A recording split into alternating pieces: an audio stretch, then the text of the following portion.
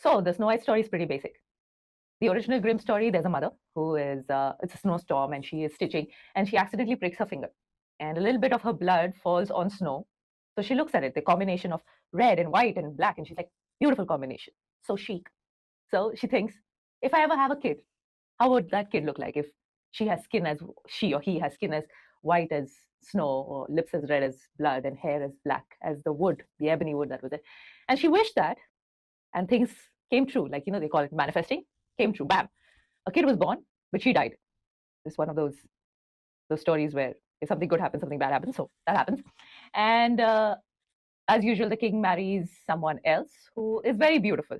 And because she's very beautiful, she's very vain, which happens sometimes.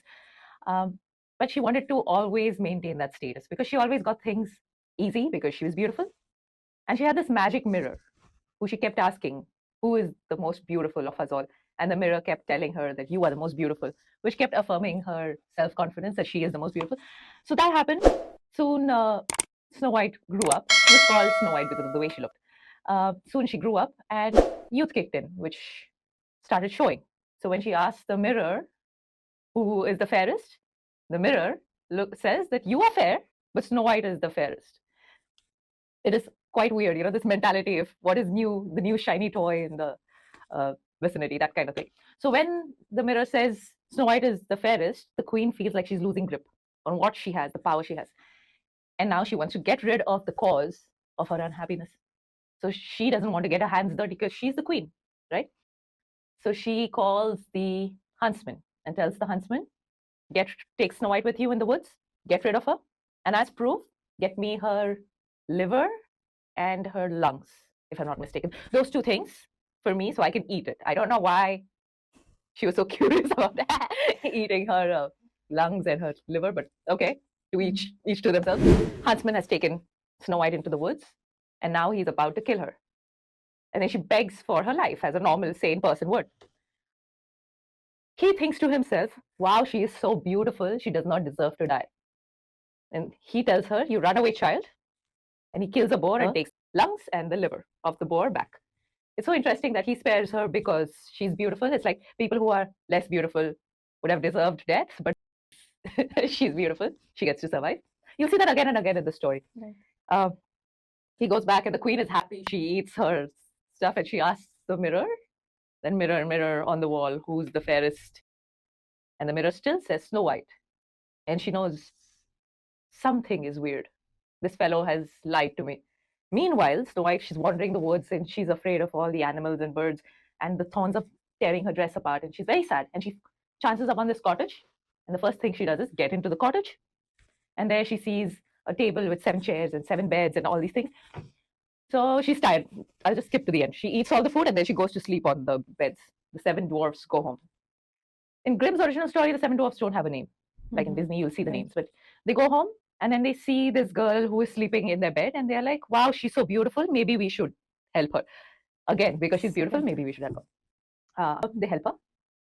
And all she has to do is take care of the house, do all the chores, to prepare the meals and stuff. And they will come home and they leave the food and she'll get free housing. Free housing. Free housing. Oh, well, at least she had to work for her free housing. It's not that just because she's beautiful. So that helped. But according to the story, the men were decent, so none of them tried to do anything to her, which is great and which is very rare. So she's living with these guys, and so the evil mother, she sees that Snow White is alive. It's said that if you want to do something right, you have to do it yourself. So the queen is like, okay, let's do this. So she gets these beautiful laces and she dresses up as an old woman because people trust old people. Anyway, so she goes into the forest dressed as an old woman and she says, they're beautiful laces that I'm selling. Obviously, the dwarfs are away working. And she comes out, Snow White comes out and she tries the laces and she ties it extremely tight. And Snow White starts suffocating. The queen rushes back and she asks the mirror, who is the fairest? By that time, the dwarfs are back and they see her suffocating. So they take the laces off. And then they tell her that be careful. Don't let anybody in the house. Fine. Second time when the queen checks, she sees that Snow White's alive. She's like, fine, I'll go carry a poison comb and put it in her hair. She goes over there, same story. She says poison comb. Now you'd think that somebody who's been killed by an old lady or attempted murder by an old lady would not allow an old lady again in. But no, we need to commit a mistake at least thrice to learn from the mistakes. I don't like how they've painted Snow White as a dumb woman in this tale. Anyway, so she puts the comb in her hair, and poison comb, the moment it touches the scalp, she faints.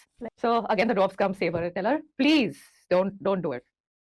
Again, the queen asks the mirror, and the mirror says she's alive and she's fine and she's the fairest. So I need to do something that gets rid of her once and for all. So she creates this poison apple, which is half red, half green. Okay. Because she knows that third time to deceive her is going to be a little difficult. It's like, fool me once, shame on you. Fool me twice, shame on me. This is like third time anyway. So it's already shame.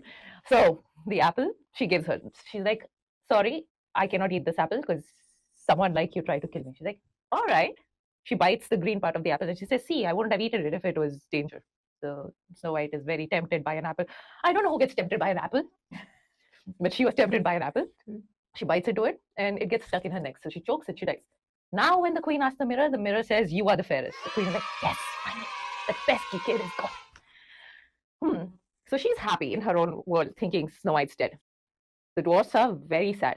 They don't want to bury her because she's beautiful, so why cover her with earth? So let's keep her corpse in a glass casket while each of us take turns guarding the casket while the rest go to work. So they did that for a long time, but her body still looked like it was fresh, even though it was a corpse. So this happens. A prince is riding by. He went hunting. He goes, he sees this casket. And he's like, so beautiful. I want to buy this casket. So he tells these dwarfs, I want to buy this casket. He's like, it's a dead woman. Why do you want it? He's like, ever since I've seen this dead woman, I need to have her in my life. That's so creepy. What would he have done with a dead woman in a casket? Okay.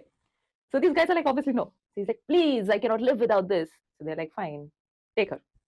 So they agreed. Now the servants were picking up the glass casket and taking it. And on the way, one of the servants tripped.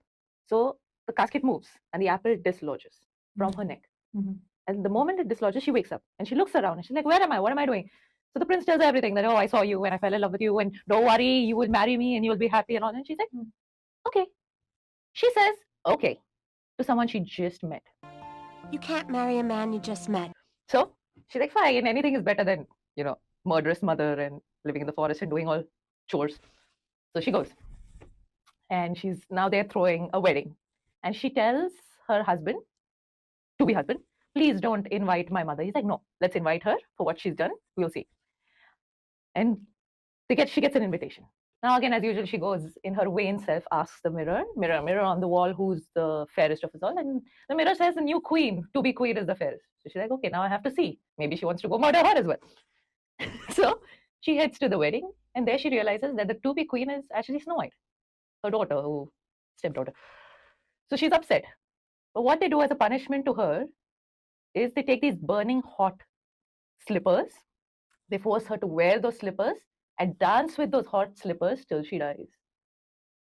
This is just something that is a part of the Grimm tales. So in every Grimm story, there's some gruesome ending for whoever was doing the terrible deed.